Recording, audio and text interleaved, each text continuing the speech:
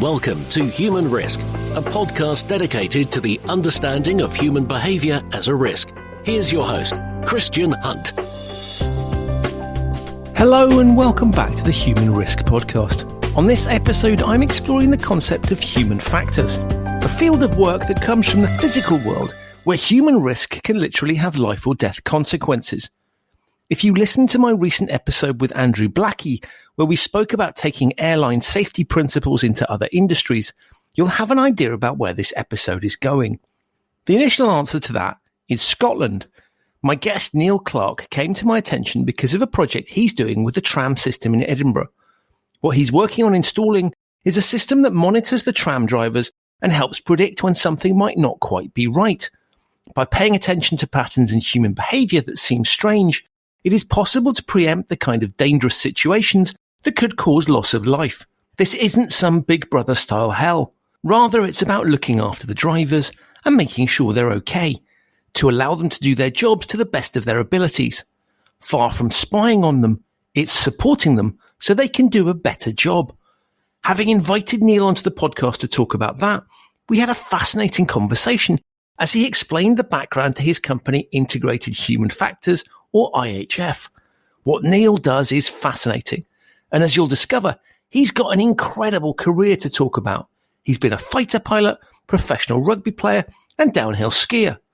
Stand by for a fascinating conversation with someone who deals with an aspect of human risk that comes with real consequences. What Neil has to tell us is really insightful, full of fascinating anecdotes, and was a real pleasure to record. I hope you enjoy my conversation with Neil Clark as much as I did recording it. Neil, welcome to the Human Risk podcast. Thank you, Christian. It's an absolute pleasure to have you here, sir. And I'm always fascinated to learn when people have careers that sort of sit in broadly in my space. How did you get into this subject, into your area of specialism? Yeah, so I think I've had a relatively simple career. So I studied mechanical engineering and maths at university. And I think it's fair to say that I wanted to stave off getting a proper job for as long as I possibly could. Don't we all, right? So I was very lucky to spend 2 or 3 years kicking around the sporting arena. I worked in Canada as a ski pro, which was a ski instructor, avalanche controller, ski patroller combination. They called them ski pros. In the summertime, I was a whitewater raft guide, and we did some whitewater rescue and security for Hollywood studios. And then I also played a little bit of professional rugby.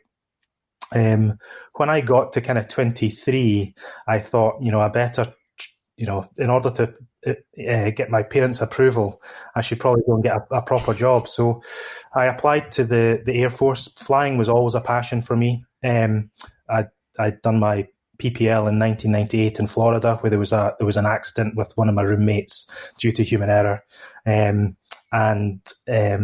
Quite simply, we couldn't afford to do the kind of zero to hero flying training. So the only option really was to join the Air Force. And I applied and miraculously got in to be an Air Force pilot first time round, which is where I spent the first kind of 10 years of my proper working life, if you like. And as you can imagine, being a military aviator is an incredibly privileged position. And really all I wanted to do was scoot around the skies and fast pointy thing. And, I was very lucky to be able to do that. But I think one of the things that really caught me on the hop, if I'm being honest, Christian, is that the first session that we ever did as military aviators was a session on human factors. And they called it the human factor. And they brought to life all of these things that, could undo you, not just in military aviation. Of course, that was the focus. But in life in general, so compliance, capacity, situational awareness, workload, biases, norms, all of these things, were, bombarded to us for the first week of becoming an aviator. And all of a sudden I went from wanting to scoot around the skies and fast pointy things to realizing that, yes, I did want to do that, but actually what's going to keep me safe is the human contribution. And the analogy is that planes rarely drop out the skies because the plane stops working. It's because the human has had some sort of unintended consequence or error. So I was in the military for 10 years, and then really as much of these things happen, I met a guy who was having some issues, and this guy was on an MBA course that I was teaching on. So I was invited to teach it. I think it was Robert Gordon University's executive MBA course.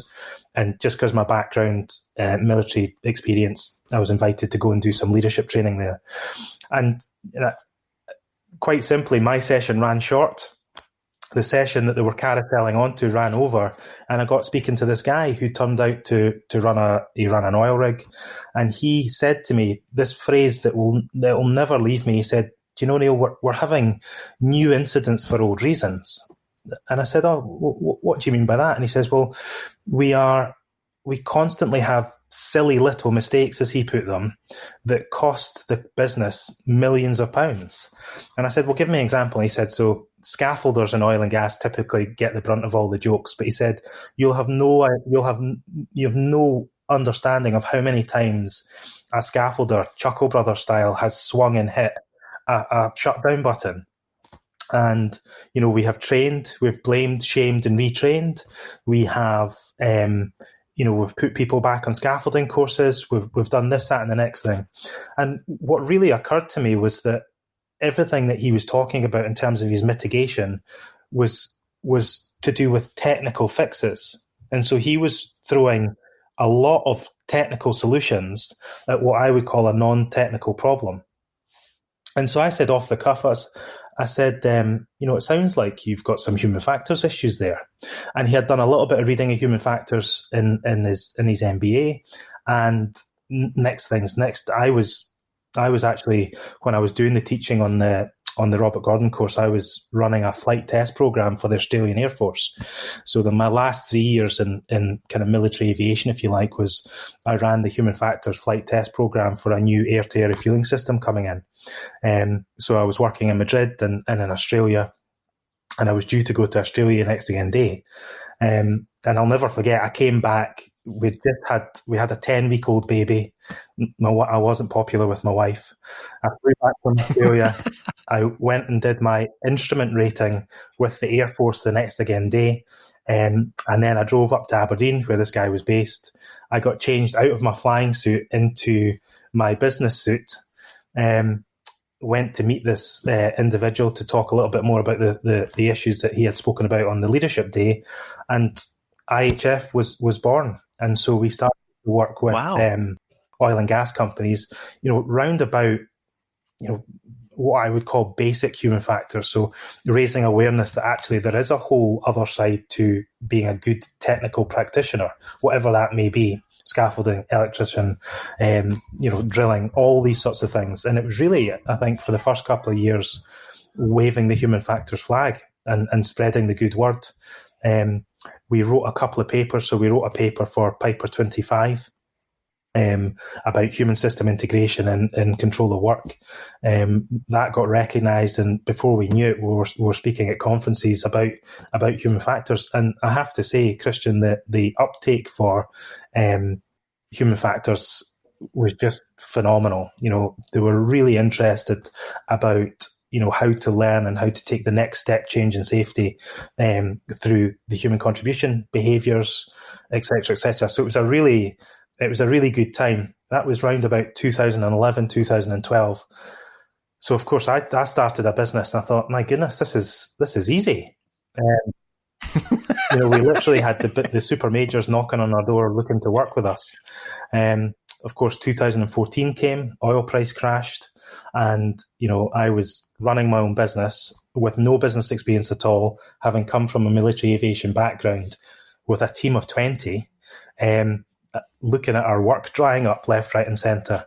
And so, I guess I'd been running IHF for 2 years before I actually had to run IHF as a proper business, if that makes sense, because 2014, a lot of work dried up. We had a lot of clients who were really, really valued the contribution that we were making and held on to us, which was really nice.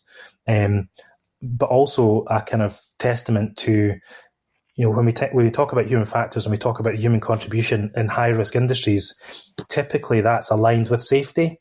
And one of the messages that we're working really hard to push was that, yes, safety is, of course, a focus and we need to keep people safe.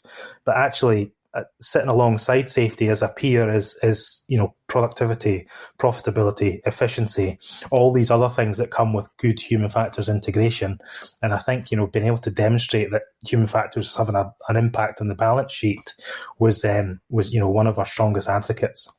Wow, what a great story! It sounds like you've had some great jobs as well, and I love that, and the passion for what you do clearly comes through. And I always think that people who are passionate about what they do tend to do a better job of it than people that are forced into these pieces. And so, I was amused as you were talking around, you had a little bit of time to run the business and then you had to properly run it. And there's a sort of irony in there, right? Which is that you think you're in control of something, and as classically we do, we then discover that we're not. And there's a whole load of unforeseen circumstances. So it's a brilliant example, I think, of the kind of dynamics you're talking around and some of the biases that we all display around the experience that we've had, and then things happen to demonstrate that perhaps we haven't got it as much under control as we thought. This is it, and I think it's a classic example of how the environment can influence, positively or negatively, the entity that sits within that environment. And 2014 was a stressful time. There's absolutely no doubt about it. But actually, it forced us into doing a whole lot of things that we should have been doing, from 2012 onwards, really. So, diversifying our kind of product offering. So we did work in the NHS. We looked further afield. So we did some work in the Hong Kong Underground. We did some work in Hong Kong in terms of power generation, etc. And we also started to dabble within the financial services sector. And I think that it was a financial services experience that really kind of made us think about, what is human factors? What are we trying to do with it? And what is the message here? Because when we ventured into the financial services sector, we were lucky enough to win some work there. But a lot of the questions we asked were stemmed around, why should I be interested in human factors? Because poor banking or poor financial decisions have never killed anyone. And so which is not true, actually, but right. Well, it's not true. Yeah, you're absolutely right. It's not true. And I think that, when you take, you don't have to scratch the surface too much to understand that is actually far from true. Global financial crisis, there's a number of things that you can pick from. Yes, potentially you're not going to have the big oil spill or the big bang or the major accident hazard realised, but absolutely it impacts lives and individuals. And so that really forced us into trying to hone our messages to what we were trying to do, how we were going to go about doing it, and really kind of landing and honing that message. I think one of the things that we've always had in our background is that human factors is typically aligned to being an aviation-born science, and having, being a professional aviator, a military aviator, and still doing a reserve aviation job in the Air Force just now. We were really lucky in the sense that we didn't overly have to justify or state our credibility. That was always assumed. And so we looked to becoming chartered with the Institute, which we did. And again, that separated us. I think we're one of four chartered ergonomists within Scotland. I think there's a lot more down south, but just looking to kind of push ourselves to reach these standards and goals that you would expect from our clients, really. And there's something really interesting in what you were saying around sort of perception of risk. So when I look at financial services, the reason people say that is that they can't see, the impacts aren't visible. And you kind of, particularly when you're dealing with a kind of digital currencies and so you might be trading oil, but you never actually physically get to see it. And so there's this distance from the piece. And so I can sort of understand the logic there. And then you go to the opposite extremity of the airline industry that really gets this stuff, because actually the people that are responsible for managing this have serious skin in the game. And therefore want to, but what I find fascinating is that so I sort of see those two extremities, but there's a middle bit here where you would sort of say, I would expect anybody who was in a sort of physical business where there was clear and present danger to get this stuff. And it's fascinating to me that you kind of go, well, we're out reaching out to people, and that they don't naturally have this built into what they do. It's a fascinating thing, because it's so obvious to me. And I want to come on and talk to some of the examples of stuff that you work on, but it sort of seems obvious to me that you're running massive amounts of physical risk. You ought to have the capability to manage that. And yet seemingly, obviously, because you're successful, that doesn't exist. And I'm fascinated why that might be. I mean, I think you're absolutely right, Christian. There's a number of things that that touch upon that. I'll never forget that when I was working with the Australian Air Force, that in itself, I thought working with Australians would be exactly the same as working with Brits. But actually, they've got a much kind of blunter approach to life. They call a spade a big spade. And that's a really good thing, because if they see a risk, they call it out. And I remember being in a meeting one day where they said, look, Neil, what you've got to realise here is that there is an ocean of a difference between something being technically accurate and something being fit for purpose. And that's where you come in. I said, oh, that's an interesting statement. Can you tell me a little bit more about that? He says, yeah, well, we get bombarded with systems. As you can imagine, a cockpit is just system after system after system. And he said, the thing is, all these systems do exactly what they say in the tin. We find it really difficult to pick out software bugs, especially as they're being installed into the cockpit.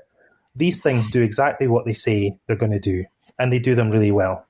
What they don't do, though, is align that functionality with how our operators operate. And that causes a huge amount of issues. And in fact, it causes so much issues that, you can sap the capacity, the mental capacity of one of our operators. And if that happens to be the pilot and he's focusing on a given system, then the introduction of that risk of something being technically accurate but not fit for purpose is enormous. And I think that was he was a lead engineer, the guy that mentioned this saying. And I think the kind of the bias that technical individuals fall into is that they say, well, if we've got the procedure and that's accurate, and we've got the piece of kit and that does what it says it does, and we've got some sort of verification piece on top of the technical aspects of the system, why wouldn't it work? And actually, all you need to do is introduce real life, and that model falls apart incredibly quickly. And so I said that 2012 to 2014 we were waving the human factors flag as quickly as we could wave it. But actually, I think that in almost all of our commercial engagements and all of our kind of public speaking events, etc., there is always a high degree of this is what human factors is, and this is why it's important to you guys. If you look at the HSE website, they say 80% of accidents, incidents, and organisational failings are attributed to human factors or human error, I think they say. But that is in no way reflected in the people that we speak to, our clients. And so we find ourselves in this really kind of funny business position, in the sense that as being a business owner, what we want to do is be able to proactively drum up work. And we're absolutely getting quite good at that. But prior to being able to kind of learn the lessons of sales and marketing and landing the messages, we found that we had three types of clients. Clients who had an incident and the regulator had said, you need to get some human factors involvement here. And they've said, okay, because you've told me so. Incredible. So that kind of the regulatory carrot with regulatory stick with a tiny carrot on it, you shall. We had individuals that I told you about that were on the leadership session that I was teaching, who were just enlightened, really keen to look past the technical aspect and include just inherently got that people were part of the system. They are the most valuable and yet most vulnerable part of our systems, and we need to look after them and protect them. Or people who were just at their wits' end, who said, we've tried this, we've put this guy on his training 3 times, and he's still making the same mistakes. We need to give something else a go. And so it was really interesting. I mean, all those things point to the fact that people, they just didn't get it. It was kind of, we need to give something else a go. I'm not really sure why I'm doing it, other than I know this stuff over here didn't work. And I think the other thing is this kind of concept of dislocation of consequence.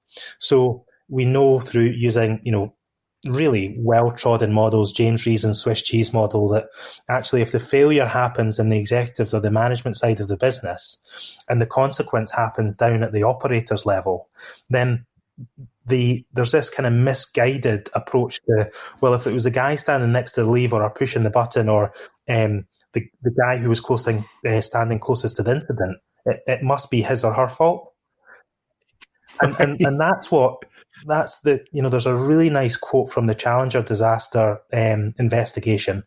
I can't remember it verbatim off the top of my head, but basically it says that there's this organizations fall into this misguided approach that if they blame, shame, and retrain the person who was standing closest to the incident or push the button, then they can reattempt the operation with the misguided belief that everything will be well. But actually, all of the issues, or a lot of the issues and the failures, happen at weeks, months, years ahead of when the incident actually happened. And I think getting people to understand the human contribution, not just at the point of failure, but right the way through the organization, is critical from a safety perspective, but also from a business resilience and profitability perspective. Yeah, I think it's really interesting. I mean, I use a slightly inappropriate analogy when in my work, which is I tend to work with people, and I use alcoholism as an example, right? The people who check themselves into rehab, which is kind of my equivalent, right, is either people that have been told they have a problem, right? So they've been dragged kicking and screaming there by their family or someone, right? Which is the equivalent of the regulatory intervention or the auditor or whatever. Or they've recognized it in themselves. And then they check themselves in, and you can work. But there's an astonishingly large number of people that don't get this stuff. And as you say, kind of just rely on, and it's the old, there's that old Einstein thing about what's the definition of insanity. It's just doing the same thing again and expecting different results. And I agree with you. It's you need to have the people have some. There's a third category of kind of, which sort of fits in your thing, which is the sort of I'm new here and I have an opportunity to clean things up and I'll try something different, right? And I can blame the previous shower, and therefore I've got a willingness to engage. Yeah, government ministers do that all the time, right? That last idiot screwed this up, right? We need clean slate, and so there's an opportunity in that space, not necessarily because they buy the thing, but because it's you can be seen to be doing something different. But I agree, it's a really strange dynamic that we all know, because we all screw up on I was going to say daily, but let's call it hourly basis, right? In some way, shape, or form. And yet there's something weird in the human psyche where we kind of go, and particularly you put people in a home context, they recognize it, right? We've all smashed glasses, we've all done stupid things at home. And yet you put it in a work environment, somehow the dynamics are sort of perceived to be different, and that you can perfectly eliminate all risk, because if you've got the structures in place and the theoretically perfect brackets practically flawed approach, it gets deployed quite a lot. And I find it really strange that in a kind of commercial professional work environment, we behave differently. We somehow think we can eliminate this. Yeah, I completely agree. And I think part of that is that, there is this kind of misconception that human factors is this kind of magical art for the underworld that only select few can practice. And actually that couldn't be further from the truth. So if you look at, financial services, for example, they've got more data points than you could shake a stick at. And actually, they do shake a stick at most of them. And I guess one of the criticisms could be they've got too much data. When you run alongside the human aspect of that kind of very measurable, very numerically driven technical side to the operation, it's very difficult for the people who look after that to say, well, we can't pin these numbers on this individual, we can't drive the metrics, we can't look at the figures, we can't baseline and all that sort of stuff that we do on the technical side with that person. And I think actually part of the problem is that they think they take one look at that and say, too difficult. Let's over-engineer the technical aspect. And one of the things that we came across in financial services was this concept called executive controls, whereby there was something that should a never event would happen. So the banks would say that shall never happen again, and so they would lock that operation that shall never happen again so tightly in controls, engineering and verification and process controls, that actually that thing would never ever happen again. But the unintended consequences of all this focus and all this control meant that the ripple effect and the butterfly effect throughout the organization caused more problems than actually solved. So I think you're absolutely right. It's how do we get to the point whereby we can consider people in as much detail as we can with the technical aspect, or at least give people the comfort that the people who are managing these systems that is indeed achievable. And you can stick figures and things, you can stick metrics on it, you can baseline, you can measure improvement. All the things that you really do from a technical data set, you can do with people. It just takes focus, investment, and actually, if we think that 1890, there was a paper published by IBM, I think in 2016, that said 96% of cyber breaches wasn't due to one piece of software overcoming another. It was due to human failure. And so if you think how much money cybercrime is costing the poor victims of that, and you align that with how much investment is going into what is 96% of the problem, which is, right. The numbers really stack up. So you don't need a huge amount of investment to put into that 80% of human failures or human errors or 96% of cyber breaches to really start to see a reward on that investment. And so I think, going back to one of my earlier points, it's about waving the flag. It's about storytelling to a certain extent. It's about drawing in experience from other sectors and real success stories to say, look, if you embrace human factors and you give it time and you stick with it, you'll absolutely reap the rewards of it. There's no doubt about it.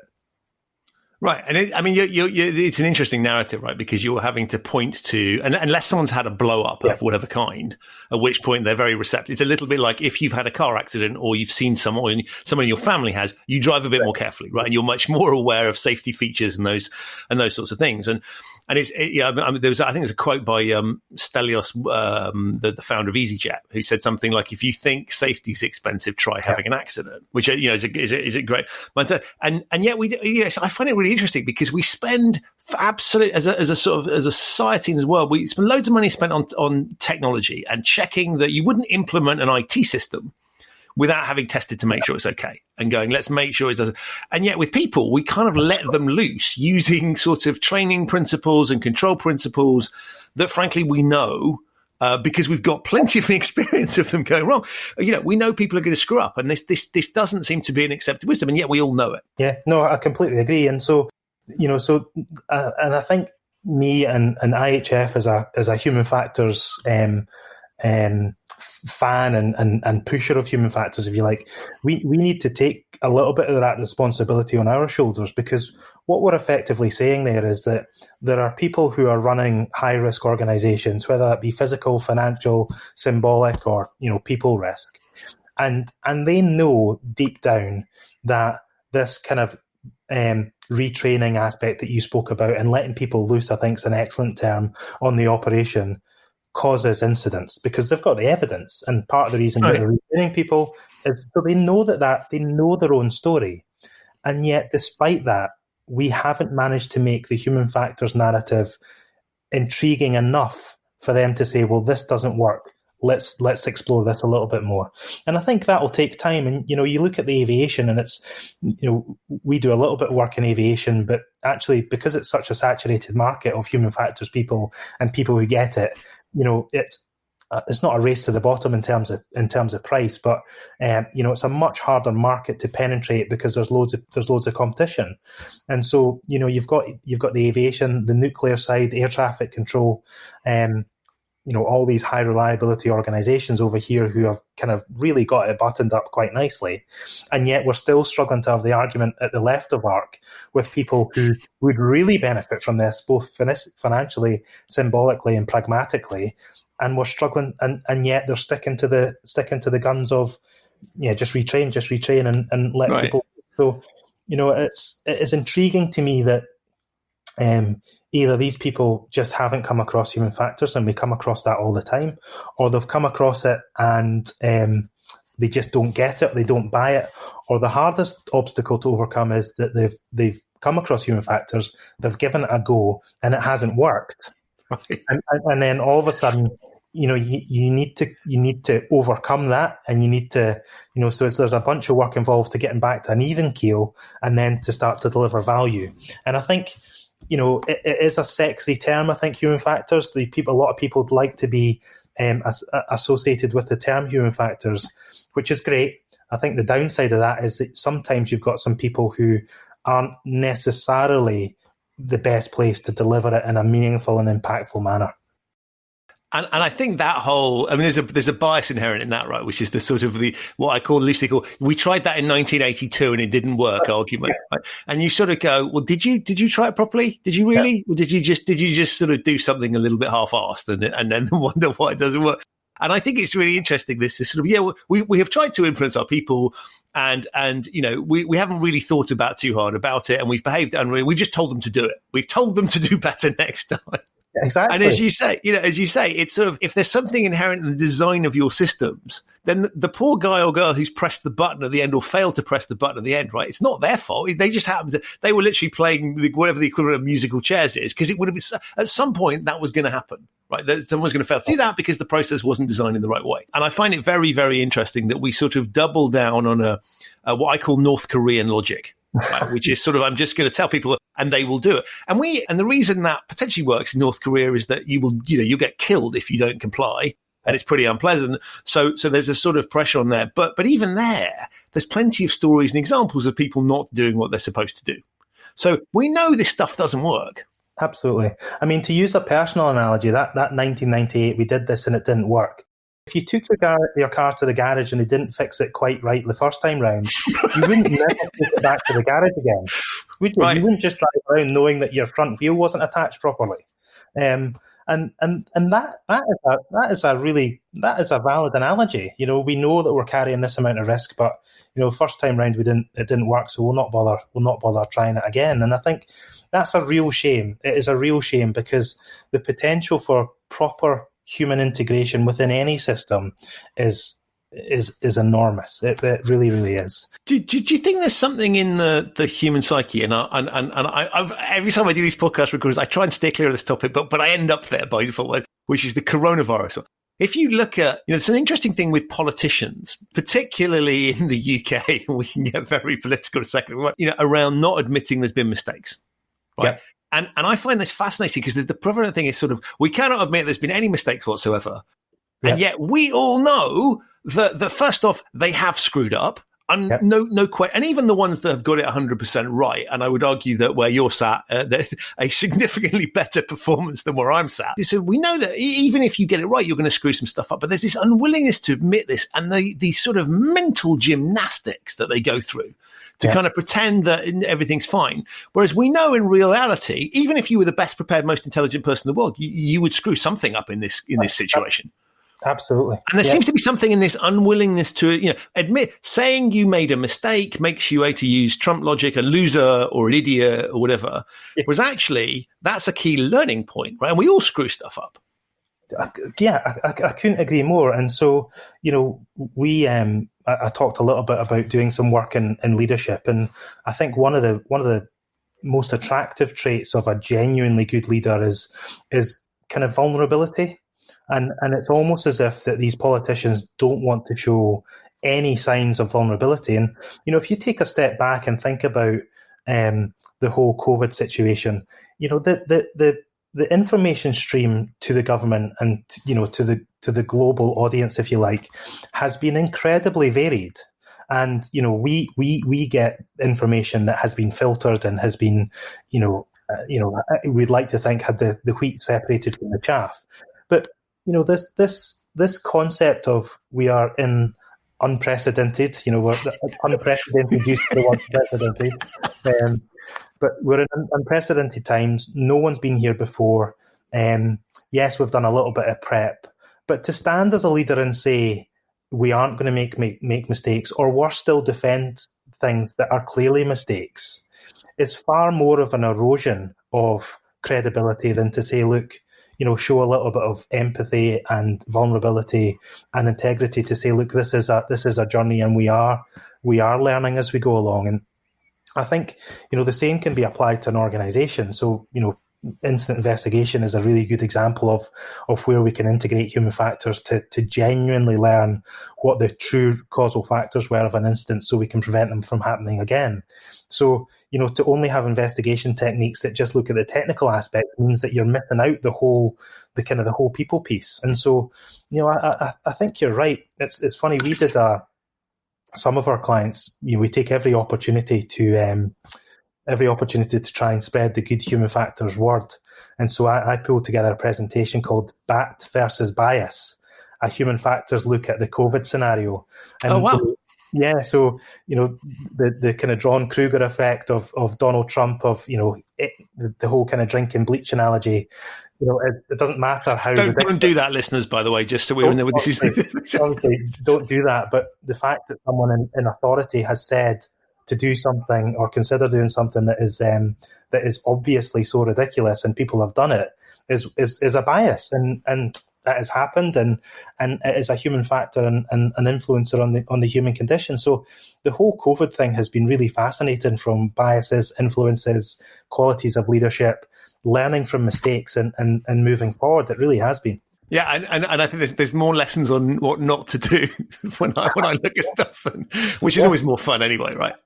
Exactly. Yeah, exactly. And I'm intrigued by some of the physical interventions you do, and I came across you because I read about a contract that you'd won on the Edinburgh trams.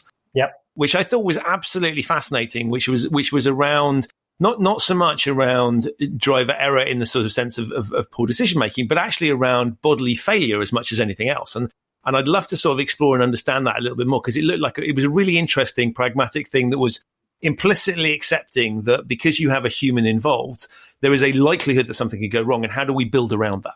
Yeah, absolutely. So I think the first thing I should say is that Edinburgh trams and UK trams have been incredibly insightful about putting this project out for tender. And the reason being is that they've kind of acknowledged all the points that we've spoken about, in terms of they've had a couple of high profile incidents, the Glasgow bin lorry disaster and the Croydon tram accident, both absolutely attributed to humans not performing as they should.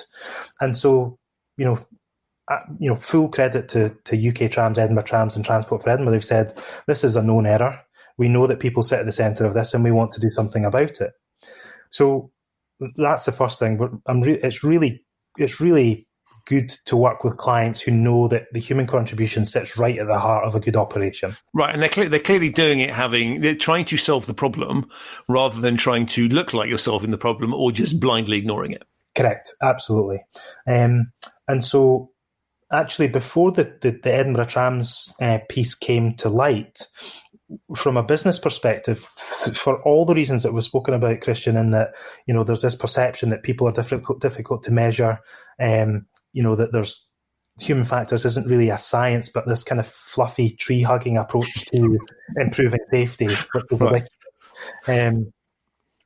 We've, since 2000, and so when I was in the Air Force in 2007, I did a master's in human factors, and we built a system that used virtual reality to improve the design of military hardware.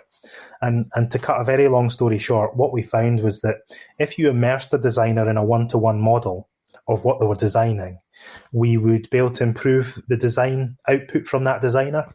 So in the sense that they wouldn't be constrained from designing something on a computer screen effectively, but they'd be able to wander around and see things in real life. And of course, scale and perspective is important, and we managed to demonstrate that if you immersed a designer in a virtual reality system to design, the design output would be good. It would be better than it was if they were constrained to a computer screen. Right, because it's the equivalent of you're not actually eating your own cooking, but it's the closest you can get to it. To slightly weird analogy of this thing, but you're having to experience what your design is like. Correct. And therefore you're seeing it from the eyes of the eventual user, as opposed to just a theoretical. Exactly that. Yeah, exactly that. But in 2007, the head-mounted displays and the gloves with the gyros and the accelerometers on them, and the fact that they needed to stand in like a virtual reality cage so that we could get the magnetic trackers on their position and things. Long story short, the design output was better, but the designers were absolutely exhausted physically and mentally, having been in that virtual reality space. To do with latency of imagery catching up on their eyesight, to the weight of the head-mounted display, to the weight of the gloves. It was I think fair to say, a horrible experience in the virtual space. So the project continued without me because I went back into the aviation world, and And they realised that actually this concept of wearable computing has got some legs. And of course now, 2020, we've got, PlayStation headsets. It's virtual reality and augmented reality is pretty accessible. So we applied to get some funding, believe it or not, in 2014 to take the technology that we had out of the university and commercialise it. And that was a relationship we had with the university and IHF. We applied for significant six figures of funding through something called the Knowledge Transfer Partnership. We were awarded that money. And the way we were going to use this technology was, how do we better support lone workers in high-risk situations? So the theory being, why send 4 people if you can send 1? You're only putting 1 person in harm's way. We can provide all the information that this individual needs, or we get from the other 3 through virtual reality, augmented reality, and we can look after the individual's metrics. Probably the best and hardest decision that I've made to date was to reject that funding, because our main market was plummeting, and actually it would have been an incredibly difficult sell at that point in time. Wind forward to 2018, we resubmitted the application for the same amount of money to commercialise this technology, and the review panel came back and said, look, we really like what you're trying to do here. We can see the fit. We just can't see a commercial need for it. And actually, they had a little bit of a point, because, again, one of our biases was, how do we get this technology to work? How do we get the whole end-to-end system to work? Actually, we had neglected a little bit about what the target market was going to be. Right. And then we found out that Edinburgh Trams had put this tender out. And I don't believe in silver bullets, but if we were to have any answer to the question that the review panel said on the second time as to how you're going to use this was it. And so we went through the process, and we were awarded the work. And so, we are genuinely excited about what the potential for this is. And I think that, when we look at, how do we typically observe people? Well, we do it through observation and checklists. And so we observe them on workload, situational awareness, decision making. We observe, how they interact with their environment through, task activity and link analysis and task analysis and all these sorts of things. But for the first time ever, I think we are going to develop a system that actually lifts metrics off of an individual, and through our kind of fancy AI machine learning kind of heart to the system, we're going to be able to start to profile when people enter into error-prone zones. And so I think that is a fundamental shift in how we try and integrate human performance into organizations, in that a lot of it is done through observation and is certainly subject to subjectivity.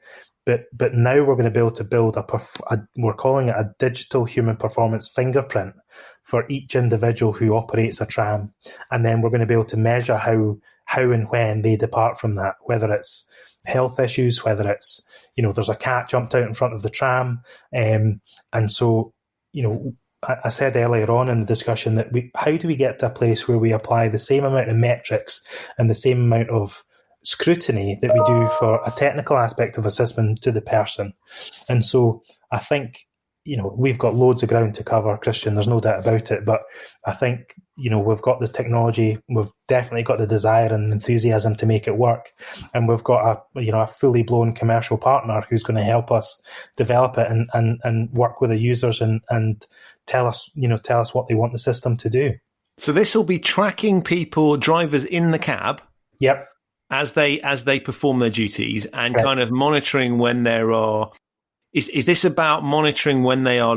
So there's sort of, is it kind of like Tom Cruise movie Minority Report, where you're preempting, going something's about to happen, or is it something unusual's happened relative to the way they would normally behave? What's the sort of the piece? Is it monitoring, or is it preemptive, or what's the thinking? Yeah, so all of the above, really, Christian. So we're looking at.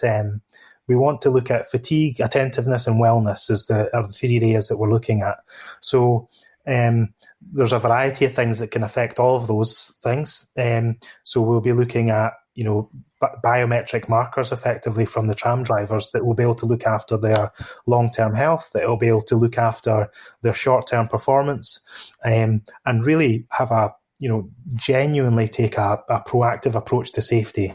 But for example, the system will be designed to demonstrate a kind of red, amber, green. So if Charlie, the tram driver, is about to enter into what we call an error-prone zone, and we know that Charlie's error-prone zone is because of metrics A, B, and C displaying X, Y, and Z, then we can take a positive intervention to either improve attentiveness, improve focus, or potentially even make an intervention on the tram itself, because they've got self-applying brakes, etc. But I think, so monitoring, yes, being able to preempt and indeed interject, all of these things are on the table. So that's fascinating, and I guess there's a you have to present it in the right way, because there's clearly a risk of Big Brother is watching you and supervising you. But I guess from a minimizing the stress for them, because clearly if they hit someone, that's psychologically scarring. They're not going to work in the morning to do a bad job. So this is a really supportive piece, and I think this is a really interesting bit that sort of says how can technology support human beings, because there is a value to having a human driver, which is there are going to be we've seen this with autonomous cars, and even on rails, there's challenges around that. So I think this is a really interesting way of kind of saying, how do we minimize the risks of people doing something that is undesirable, but also presumably maximizing the thing by looking after their mental health and their well-being and all of those pieces. So you're not putting them in a position where they are more likely to screw something up and therefore cause themselves and society a problem. There's a fascinating kind of way of looking at it. You're absolutely right, and I think one of the areas that we are really excited about is what is this data going to tell us. I think the Big Brother analogy is an incredibly valid point, and it is absolutely critical to the success of this system that we are not looking to take a Big Brother approach. That wellness, the well-being, and the safety and safeguarding of people involved in and around the tram, and indeed any system that chooses to employ this system, is absolutely central to what we're trying to achieve here. And that will take a little bit of that. That's a journey in itself, getting to people to that point. But when you think about, going back to the EasyJet owner's quote, I'd much rather have a system that prevented something being, an unintended consequence, rather than and putting the effort in to bring people along on that journey to get them to that stage, than to have a really difficult decision or discussion after something bad has happened and said, look, we're going to foist this upon you now because we've had too many of these types of things. So, I think, with everything to do with human factors, it's a balance. I'm genuinely excited about where we're going to, where the data will take us. And I'm sure the data will inform the kind of traditional human factors approaches as well. But never before, I think we've got a couple of medics on board with this project, and they're genuinely excited about not the numbers that we'll be able to generate, but the trends of performance and well-being and attentiveness and fatigue and focus. I am properly excited about what we're on the brink of. And I think it's really interesting in the kind of COVID context, because we have seen how people that do, the unsung heroes of this situation is not the politicians. It's the delivery people, it's the medical staff, and public transport staff, I think, is a key example of people that are keeping society moving. And I think this is, if done in the right way, I think this is a really interesting example of kind of protecting them, because it is it's a very stressful job. And I sort of look at it and go, we sort of take it for granted. And listeners, by the way, the tram system in Edinburgh is fantastic. I love it. It's one of those sort of you get there, and it's very un-British, very Scottish. It's the sort of thing you expect to see in Germany, because it's just super slick. It works, which is, it's a fantastic experience, and I've loved it every time I've ridden it. But it's a stressful job for them, and I think this is a really good example of where you sort of go, let's accept the fact that these things are going to happen, and we need to deal with that. But there are tremendous benefits to having a human being driving a tram, because they can assess things in a different way. And there's a security and a safety and everything else perspective to those things. So let's enhance that and get the most out of our human capital by supporting them and preventing them from being in a situation they don't want to be in either, in being able to deliver the job. So I think this is a really, really nice way of technology supporting that piece. So that's why I wanted to speak to you, because I think it's a really exciting kind of development where it's done with the right idea in mind. Absolutely, and I think that's one of the points that I'd really like to stress, is that the intent and the drive behind this is one that genuinely stems from a culture of care. And I think that the other point is that one of the questions we often get asked is, in a world where you've got autonomous cars and you've got, autopilots on aircraft from takeoff to landing, what is the point of having people in and amongst these systems? Because, often it's said that all they do is cause errors and make mistakes. We are a million miles away, both technology-wise and societally, I think, from accepting the fact that you've not got a pilot on your cockpit. And so, I wouldn't get on a plane that didn't have a pilot. And when you accept that, you think to yourself, well, if the plane can take off itself, it can fly in the cruise itself, and it can land itself, what is the pilot doing there? Well, the answer to that is that the pilot is there to be the most flexible part of the system. And with flexibility comes vulnerability. But we want the pilot to be absolutely on their game when we need them to be, whenever that is. And the same applies to tram drivers. It is they're driving through an incredibly busy city centre that is chock full of tourists who don't understand the social norms, and idiots like me. You mean? Yeah, I agree. Look the wrong way because the tram's going in a different direction of the country, and so we are. But there are levels of autonomy. But I think there is a space between people doing all of the job and the system doing all of the job, and so in the middle there, you've got a kind of human autonomous system. And in a human autonomous system, you're going to have interfaces at which there is going to be a kind of a handover between the system and the person. And we want to make absolutely sure that the person is in control of that interface, and that when required, they're absolutely on top of their game. And so the only way really, I think, to be able to do that is to have continuous monitoring over attentiveness, to overlay that to events in the tram cab. And I think, if we remember the fact that we're coming from a culture of care, if we look at the fact that the data is there to support the user well-being and those around them safeguarding, then it is a relatively easy story to tell. And I'm genuinely excited about what the data tells us in terms of human performance over an 8, 12, 16-hour shift, and then. Right. Scan it over 12 months, and I think the data side of things is going to be genuinely fascinating. I've got a financial analyst friend of mine. He says you need to fit these things to traders in Wall Street and things, because the analogies there could be really powerful too.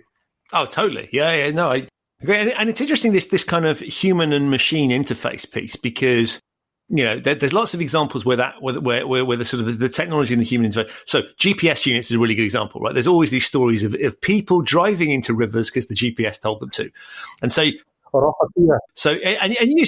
you see it happening loads of that, and you kind of go, what kind of idiot were you? And then I've got to be very careful, because I'm sure there's times where I've over-trusted in technology, but there's an example of sort of the tech can't always get it right, but equally the human being can kind of over-rely on it. So there's that fine balance. And then I'm also struck by, the move, let's automate everything. I mean, the counter argument to that for me is the Uber surge price mechanism, right, which kicks in regardless of why so for listeners that aren't aware of this is the idea that if demand exceeds supply on Uber, it hikes the price up. Idea being it drags more drivers out to increase the thing, and therefore you'll always be able to get a car. Yeah. They're very logical and very sensible from a sort of theoretical perspective. But in practical terms, it doesn't take into account why there's increased demand. So if you've had a terrorist attack or a natural disaster, right, it's not a good look for Uber for the price to be, because it looks like you're hiking your price up to take advantage of it. And that's not what's happening, but that doesn't matter because that's how it's perceived. And I think there's a lovely example of the algorithm is doing precisely what it's been told to do in the way that's been, and it's working perfectly. Yeah. It's delivering the world's worst answer from a human perspective. And so I think this idea of sort of that technology is going to solve all of our problems and we don't need human interaction is clearly nonsense, but we need to work on this interface piece. And the bit I like is that you're thinking around those pieces about how do we bridge that gap in a way that allows us to get the most out of our human, the human component and let the technology do the bits the technology can do better. Absolutely. And that terrorist attack or natural disaster, that's a classic example of it technically accurate, does exactly what it says it's tin, couldn't be further from fit for purpose. But you're right. I mean, automation, autonomy, intelligence, or artificial intelligence, these are part and parcel of everyday lives now. And it's important, I think, that, change is progress and we need to embrace that progress. But people are going to be part of our systems for a long, long time to come. And it's what I don't want to see is a kind of social technical system or a human autonomous system whereby the user is being just left behind by the technology. The human absolutely needs to be keeping stride with the technology in order to support the times when the technology really needs it. And when the technology really needs it, there's a high chance that us as a collective user of that system are really going to need the person who's supporting the technology. So how do we support that user in that journey and in that interface in order to get the best possible outcome from the system as a whole? And that's what we're trying to achieve. And I think in order to do that, we need to kind of up level the systems that we use from a human factors perspective in order to support that user. And that's what we're doing. We're looking to support the user. We're not looking to be big brother on them. We're not looking to eradicate the user from the system in any way, shape or form. In fact, quite the opposite. We want to support well-being and therefore support the best possible contribution they can to that system. That's a fantastic, beautiful, uplifting message to sort of finish on. I'll put details of this in the show notes. If people want to get hold of you, how do they find you? Yeah, so the website is www.ihf.indiahotelfoxtrot.co.uk and the email address is info@ihf.co.uk. And I have to say, it's one of those websites I thoroughly, there's certain websites I love going on because you can sort of snoop around and there's interesting things everywhere. And there's some fascinating tales, as has been demonstrated by the really interesting stuff you've had to say. So listen, thank you. One, great work you're doing and long may that continue because I think it's really important. But secondly, thank you for coming onto the podcast and talking about it because I've learned a hell of a lot and I'm sure the listeners have as well. Yeah, well, thank you very much for the invitation. It's been a pleasure to discuss things with you. So that's it for another episode of the Human Risk Podcast. To find out more about Neil and his company, visit their website, ihf.co.uk. If this is your first time discovering the Human Risk Podcast, welcome. If you want to subscribe, you'll find it wherever you get your quality audio content. It's on all the main podcasting platforms. If while you're there, you had a chance to leave a review for the show, that would be extremely appreciated. It helps me continue to attract high quality guests and other people to find the show. It really does help. If you need more human risk content, do check out the Human Risk newsletter and do follow me on Twitter @HumanRiskBlog. Both of those have more human risk related content. But in the meantime, stay safe and I'll see you very soon.